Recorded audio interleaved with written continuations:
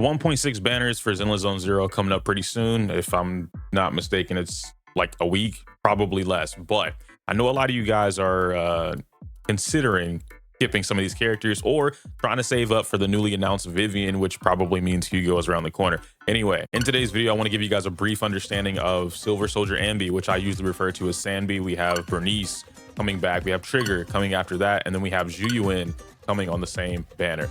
4 amazing characters that could benefit your account, but all 4 of these characters, how do I put it? Well, not everybody is going to benefit from the same roster. Jumping straight into this, we have Silver Soldier Anby and we have Bernice coming on the first banner. Now, one of the things that I mentioned in my gigantic, right? It's a gigantic breakdown of like 1.6 and it's about an hour and a half long, maybe. I think like maybe an hour and 20, but I couldn't include everything. I really wanted to. I talked about a lot. I don't know how we stretched a 30-minute live stream into a 2-hour reaction. It's not even a reaction, I guess, but it's a breakdown more so, and I think that's why it's so long. In this particular concept, or what we're talking about today, it's kind of the same thing. Right now we have Sanby. Sanby is allegedly going to be one of the best DPS characters in the game, and I say allegedly because there's so many different things that can happen with a character like this. But if you watched my previous video about the 1.6 live stream where we got to see a lot of her gameplay, and if you wait for the upcoming CE server access that should be happening next week, what you're going to be able to see is that Sanby is what we consider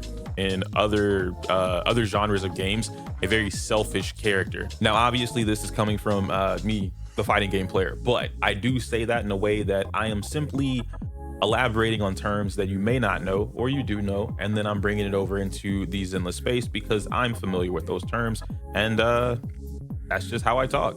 So in Sanby's case, Sanby could be considered a character similar to how Soldier 11 or maybe even Qingyi can be, just for the basis level. Actually, let's scratch Qingyi. Let's go with Nekomata. Both of these characters currently in the game present a mash friendly type of playstyle where they don't really care about anything besides 1 or 2 factors. In both of their scenarios, they both love an enemy being stunned, or they love doing particular conditions, if you will, right? Nekomata wants to hit the enemy from the back, or Soldier 11 wants the enemy to be stunned so that she gets a little bit more damage. She also gets to increase her own damage, but something that Soldier 11 has that the other characters don't have, and I guess to an extent Nekomata kind of has this too, but it's not as strong. They both actually, no, yeah, it is. Both have like a 30+% damage bonus to whatever this is. Okay, so they each have their own self-fulfilling condition that is able or accessible to them. They don't need anyone else to do it. And I believe Sanby, based off what we saw, has these same conditions using her white trigger marks or whatever they're called, the little 3 circle with the, you know what I'm talking about. And so in both scenarios, Soldier 11, for instance, is able to mash her basic attack, but if you time it correctly, fighting game stuff, then you're pretty much going to be able to get your excellent inputs, your perfect inputs, if you will, which give you the perfect flame slashes. Now, you can also do this by using EX skill. EX skill gives you, I believe, 8 flame slashes for free. Doesn't matter if you time them or not. But having a character that has the access to her strongest form of damage consistently without using any ounce of meter, EX meter, ultimate, whatever, at your own will, very powerful. Sanby is also a very similar character, and in fact, I believe Sanby is the better version of this type of character. Nekomata is probably going to be on the bottom of this list if I was making a list, but Nekomata has some of the same factors. Hit the enemy from behind, which she has a multitude of different moves in her kit to be able to position herself behind any enemy in the game. Doesn't matter what it is, you will automatically get that damage bonus, given the fact that you have M1 or her W engine. So I guess it's a little harder. That's why I say she's on the bottom of this list, but you get what I'm saying. And so now, coming back over here with Sanby and Bernice, what type of player would want Sanby? A player that's already invested in Soldier 11, or a player that, as I mentioned before, maybe you don't like Haramasa's playstyle. You don't like the fact that Haramasa requires some more technical inputs. He's a more execution heavy character, and Sanby seems to be a much more easier character. However, that does not mean Sanby is going to be able to be as mash friendly as Miyabi, so to speak. Now, maybe there's going to be some things here or there that allow her to do that, but as of right now, the key thing that you're looking out for is the fact that Miyabi also has low skill floor, very low skill floor, right? Barrier to entry is very low, which means it's easy to pick up and learn this character. Sanby, Soldier 11, Nekomata, all these characters have this very similar thing attached to them. Very easy to pick up the character, but they have a very high skill ceiling, which means they have a lot of potential, right? Their skill or their field expression, damage, whatever. The potential for them to keep going higher is very high. Some characters, however, are capped. Soldier 11's is capped, right? The more damage she gets is from other characters. This is what we saw with Lighter and Astra, or in Nekomata's case, who is a very low cap in this particular scenario. But if another character were to come out similar to how we got with Soldier 11, then Nekomata would also have an increased ceiling because the same effect would happen. Sanby's gonna have something similar, where she basically low skill floor, possibly high skill ceiling. I expect her to be somewhere right beneath Miyabi. I think that's perfectly fine. That's a whole different video that we can talk about a whole different time.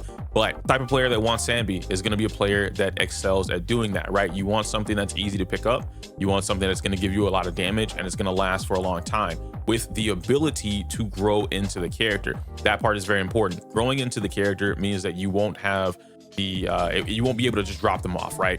Where you work and invest into Sanby and then 3 patches down the line, she's no longer relevant. I don't believe characters like that function in Zenless Zone Zero, and I don't think the game functions like that in general. I mean, that's pretty much a testament because Soldier 11 is still doing work. Nekomata, even if you don't like her, is still doing work.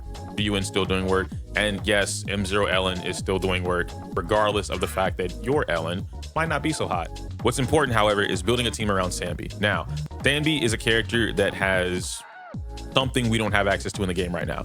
The additional attack, the aftershock damage, which we showed off, or they showed off in the live stream or the event. And so we know Polkra is coming for free with the event, and we also know Trigger is coming after that, meaning how do you get around Sanby, or how do you use Sanby right now without having the necessary tools to take advantage of this character? Currently, the only character that's going to be able to help you take advantage of Sanby's kit is going to be Polkra. So as soon as you get Sanby, if you're pulling for Sanby, you will have to build Polkra. Maybe there will be some things that you could do if you already have Qingyi. You could play Qingyi, or using regular Anby, so like A rank Anby. Maybe that works out for you too. But you are gimping your damage. You are gimping the ability to play this character because they're not fulfilling any conditions that would help her do exactly what she wants. Now let's take this a step further. When I'm saying that they're not helping the character do what they want, this essentially means that if Anby is a selfish character, she wants to be on the field almost all of the time, and her kit is designed around being on field all of the time. There's nothing in Sanby's kit, from what we can see, that basically says, hey, switch me off. I'm gonna go chill out in the back. You stay on the field for a good 20, 30, 40, 15 seconds, whatever, and then I'll come back all refreshed. Nope. Sanby is purely attack, attack, attack, attack, attack. I want somebody else in the back also attacking, and I want my third party member to come out, barely touch the field, but massively support me. So if I were building a free-to-play team, which you will have access to do if you just happen to be starting the game during 1.6, Sanby, Polkra, and Nicole will be your best free-to-play options, and probably your best team, up until the point that you might get Trigger. And that's a whole different, like, do you save for Sanby and Trigger? Do you skip Sanby and get Trigger? Do you not get Trigger because you have Polkra, but you can get Sanby? Like, there's a lot of questions that could be asked in a particular scenario like this, which does make it hard for the player. I can't directly give you an answer on that because it really just depends on what you're doing with your account and what you want. I will say, and I think all of us can kind of agree to this, Sanby and Trigger were made for each other. So skipping one and not getting the other is also gimping your own damage. The most important factor when it comes to Sanby and whether or not you want to pull her or what you're looking for out of the character is going to be that team building structure. How do you build a team that's going to be able to allow Sanby to stay on the field as long as possible? And now we can kind of talk about Bernice for a little bit. Bernice is fulfilling the anomaly class, or the anomaly type teams. And we've seen a lot with Bernice, right? Whenever you're playing the character, Bernice is that off-field character. She's doing a lot of damage. And I do still feel like a lot of people are sleeping on Bernice in terms of like the capability she has access to, but it is hard to get that, okay? So she has a low barrier to entry in order to learn and understand how to play the character, because typically she kind of plays herself. But getting beyond that point and being able to access what she truly wants to do, which is not just anomaly. She definitely wants to be more of a hybrid. I believe Bernice was one of the few hybrid characters that we got before Miyabi that did not have everything built into their kit the way they wanted. Crit damage, crit rate, attack percent, anomaly, all this other kind of like AP, right? Bernice is a very greedy character when we're looking at it from ability to do what she wants on the team. When you're looking into this, and again, Poker being free, so we kind of just have that already in our mind. Having a character like Bernice with the addition of Polkra now allows you to play some other teams. Jane and Piper, for instance, with Bernice in the background, is now going to allow both of these characters, which have a very favorable, I can self-sustain, not like keep myself alive, but I can play the game, right?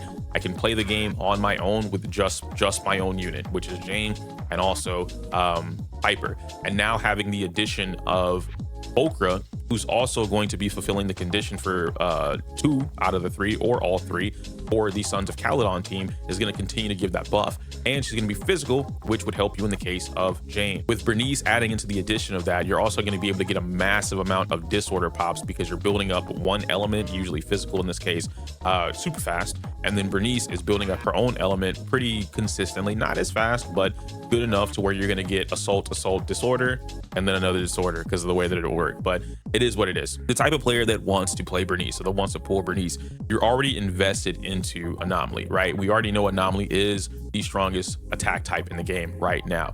If you're investing into Anomaly, or you're trying to get invested into Anomaly, or you already are invested into Anomaly, picking up Bernice would be great.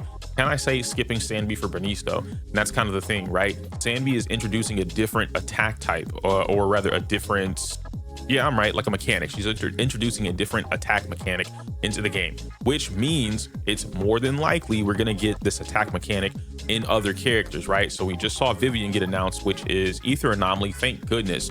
But I'm more than positive he or Hugo is going to come out and they're going to have something together or separately that allows them to benefit from additional attacks, because it doesn't really make any sense for them to introduce something like this and then only give it to, hypothetically, Sanby, Pulchra, and Trigger. So everyone or something has to benefit from this for the future, right? At least for a couple patches, who knows? But in Bernice's case, Bernice is working backwards. Anomaly is just really strong, so it doesn't matter if you're working backwards. This is one of those situations where it's not, how do I put it? This isn't Honkai Staro, and it's okay to work backwards in this particular game because you really don't have to chase the meta, so to speak, because a lot of your ability to clear something comes down to simply your ability to play the game. Outside of just Jane and Piper, Bernice also works with Miyabi or Yanagi to an extent, but now you're still mixing up a bunch of stuff, right, with Pulchra. Thankfully, Bernice and Pulchra will always trigger their own passives together, and then you adding in like I said, Jane or Yanagi or Miyabi or whoever else would then have to find a way to add in or activate their own passive. That's just team building though. It's not like anything crazy. It is what it is. I don't think I have to talk too much on the W engines. Both of these are amazing W engines that don't really have any counterparts. All right, Flame Shaker is what helps you become or build into Bernice being able to do everything she wants. It's a lot easier to build into her for crit, and you also get the Anomaly, so it can help you out in that favor. And then Sanby's W engine, we kind of saw it a little bit because they left it up during the live stream. This thing gives you like almost, I think it's like 87%. I could be wrong in the number, but it's close to about 100% crit damage for free. All right, that's kind of nutty, and it still gives you crit rate. So I'm like, not grabbing the weapon and grabbing Sanby while Pulchra is being free for an entire patch, it's kind of foolish. And if you skipped Evelyn in order to guarantee Sanby, you absolutely have enough in order to get whatchamacallit. You know what I'm trying to say, right? Her weapon, Sanby and her weapon. Given the fact that you don't lose any 50-50s, I know that's really hard. I can't really control that. You guys can't control that. It is what it is. But moving along that and going into the second phase here, which I think is also equally important, Trigger and Zhu Yuan. Now, same things kind of apply when talking about some of these characters and who wants what, but we can briefly talk about Zhu Yuan. Also, just to go back to this real quick before we finish off with Sanby. Sanby and Zhu Yuan, I'm gonna say some parallels here, okay? The Zhu Yuan version of Sanby is Haramasa. He's a burst style character. He doesn't want to be on the field all the time. Sanby wants to be on the field all the time. So even if you have Haramasa because he was free and you've invested in Haramasa, but you still enjoy playing Sanby or you want to play Sanby, there's nothing saying that you can't do that, right? But the thing is, you have two electro type attackers, and now you have to build those teams around these attackers, whereas each team will not play the same way, right? They don't benefit the character in the same way. That's why I said it's going to be a little weird or awkward to try and fit Qingyi on the team. Now, mind you, Qingyi is just busted, so she kind of doesn't care who's there. But in the event Qingyi was doing whatever she wanted for specifically burst type characters, then that would present a problem. And thinking about it, right, Qingyi takes up a lot of field time compared to Pulchra or Trigger for Sanby in particular. So I can't even say that that would be the best alternative. Why did I say it like that? The best alternative for this character. Now going back to Trigger and Zhu Yuan, let's start with Zhu Yuan first because I feel like Zhu Yuan's a little easier for me to explain, especially after talking about Haramasa. These are burst style characters. They don't stay on the field all the time, although they have the option to do that, right? Just like Haramasa has the ability to give himself quivers, Juyun has the ability to give herself bullets on the field using her basic attacks or some frame cancels, combos, things like that. But what you excel at is being able to have your essentially a strong rotation. Now, this part is going to be more familiar to my Wuthering Waves players because rotations are important in that game, and my Genshin Impact players because rotations are kind of the only thing in that game. And in Juyun's case, if I were to take you guys through a basic example, I'll probably put some gameplay up here if I have it, but a basic example of her rotation would be something like Juyun comes out, she loads up 3 of her bullets or so like that, just to be able to list herself at 6. Swapping to Qingyi, Qingyi is going to do her thing, build up some meter. Basic rotation literally being Juyun gets a couple bullets, Qingyi is going to get the stun at some point. You're going to swap into Nicole, you're going to get the daze, you're going to trigger daze with Nicole. That's going to lead you back into Juyun. You're going to do the thing, pop it again, and then you're going to go into Nicole, right? Like the 5-piece combo, if you would. So it's a 5-piece team rotation that's basic to get you your feet on the ground, all right? Then when you want to start running beyond that point, you start adding in more stuff that you see me doing on stream all the time or in certain videos whenever I'm playing this new team, or not new team, but old team, but I'm using a new rotation, right? Because chat taught that to me. And Juyun is still amazing as a character, right? Like even you guys saw me do it. I'm still working on the video. It's going to come out. It's just, there's a lot of projects that I want to do that I think are really cool, but I'm doing them by myself. Maybe I'll get Rihu to help on those, but we'll see. Anyhow, Juyun is the type of character opposite of Sanby. You don't want your DPS character on the field at all time, but when they do come out, you want big dig damage. All right. Now, Sanby is doing big dig damage because she's kind of just nice like that, but it's a collective over a fast amount of time. Juyun is doing a big ass explosion. If you ever saw a Juyun gameplay or Juyun main playing the game, you literally see boom, boom, boom, boom, boom, boom, boom, and then the enemy just blows up and it's dead. That's the character. Similar to Haramasa. Haramasa comes out, shoom, shoom, shoom, shoom. They're dead. They get shredded to Swiss cheese. All right, they be getting Swiss cheese, as the TikTok YN say. You guys can't say that, but I can because I'm black. So anyway, the type of characters that work well with Juyun are going to be Qingyi or Nicole and other types of characters like that, like I said, afford her the playstyle to play in that burst rotation. Now, would Trigger work with Juyun or Haramasa? I saw a couple questions asking that. Yes, but no. Yes, being the sense that because Trigger, from what we saw in the live stream, Trigger seems to be the type of character that kind of just doesn't care, and she looks like she's going to be more of a sub DPS stunner, which is something that we don't have openly. I think that's actually a pretty cool concept that we do have regarding Trigger and Pokera to a degree, right? I'm pretty positive Pokera's going to do some damage of her own because what else is she doing? But yeah, anyway, Trigger doesn't really afford the other characters to do what they want. The problem with this is both Juyun and Haramasa, any burst style character, really, they're not really doing damage outside of that burst, right? Whenever the stun happens and they get everything loaded up, which is resources, something that we use in fighting games. So in this case, when it comes to Juyun or Haramasa, your whole goal or game plan when playing that team is to load up all of your resources and then unload all of your resources, right? Or cash out, as we like to say, whenever you have everything ready to go. After the enemy's been stunned and put into a favorable position for your DPS character, the burst style comes out, you unload everything, and then you repeat the process. The burst style goal though, right? The game plan, the end goal for you as a burst style DPS is to destroy whatever it is in front of you in that moment. Burst style DPS do not like going through the entire rotation all over again. They can, and that's why you want a fast or heavy stunner to be able to do that as quickly as possible, but they don't really like doing that because they don't want to sit there on the field because they're not doing anything. They want to come out, cash out, and then get the bag. Whereas a character like Sanby or Soldier 11 doesn't care. And what Soldier 11 pre-Lighter, even right now with Lighter, what they're missing is somebody to help them stun while they stay on the field. Imagine Soldier 11 being able to stay on the field and do a consistent amount of damage. You have your input timings, so she's doing all of her damage at her maximum efficiency, if you will, because you're better at your builds, you're tinkering with it. She has a little bit of anomaly, so she's also getting the burns popped off every single, not every single time, but every so often. And now you add in a character like Trigger or Pokera, who's going to be able to stun while she's attacking, build up your daze meter, give you the damage bonuses that both of these characters are able to do, and assist you on the damage. They're also making up for the fact that when an enemy is stunned, you get this extra, daze multiplier or whatever. Whereas these other characters, both Poker and Trigger, have some form of giving you a damage bonus or a amplifier outside of the stun window and inside of the stun window, just to make up for the fact that they're not traditional stunners.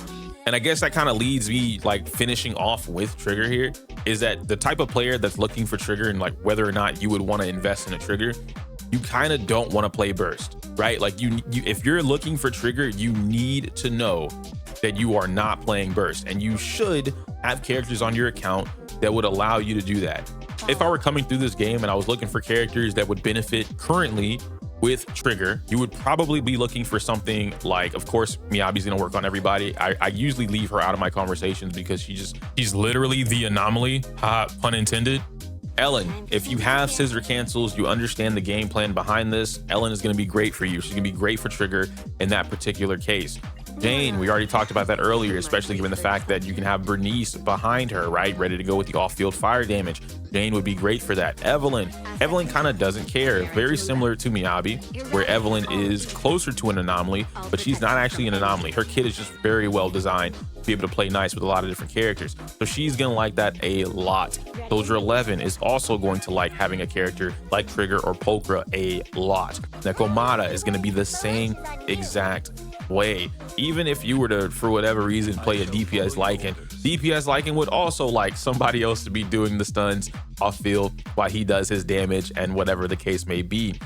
Hyper would love this, absolutely. And then finally, we have characters like Billy who love a character like that, right? Off-field damage, Billy wants to stay on the field just shooting bullets as long as he can. That's cool. Now, these two characters, we talked about Anton. Anton kind of doesn't care, but Anton has this whole glitch thing that they just never fixed, which is basically like the I have 1% energy forever.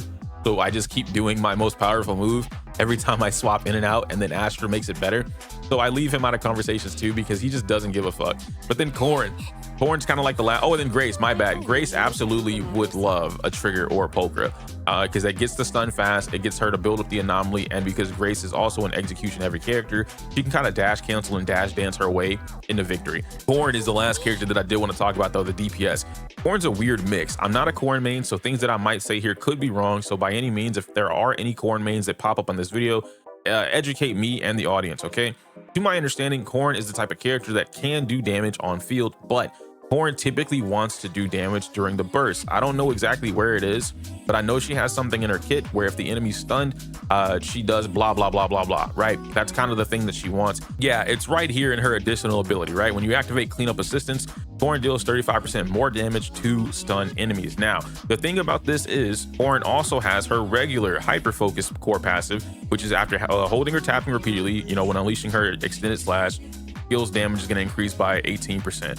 So the thing that shares this, right, which was the 35% more damage to stun enemies, the other character that shares that same thing is going to be Soldier 11.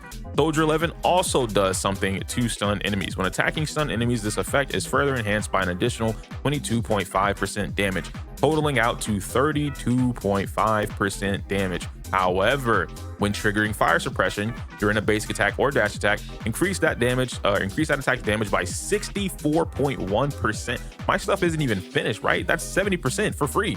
That's a 70% damage increase, bro. And in Corn's case, my Corn's level 10. Y'all saw it. If you guys have a maxed out Corn, you guys are Corn mains, your stuff over here is a 37.5% damage increase. And then whenever this gets bumped up, you're chilling. So I feel like Corn is also in a similar situation to Soldier 11, but like I said, I don't play Corn enough. I don't know enough about Corn to be able to tell you guys whether or not Corn would value a character like Trigger or Pokra. On paper, I'm absolutely going to tell you that yes, she would 100% value a character like Trigger or Pokra. But when it comes to the actual gameplay and the fact that Corn has a lot of long animations with her hold attacks, that could present a problem where it's like you do want someone to stun that enemy really fast just so that they don't move, so that you can sit there and hold that attack as long as possible. But that wraps up the gist for me. I do believe that if you're having a hard time trying to figure out what it is that you want to pull, skip, or save for with like 1 week left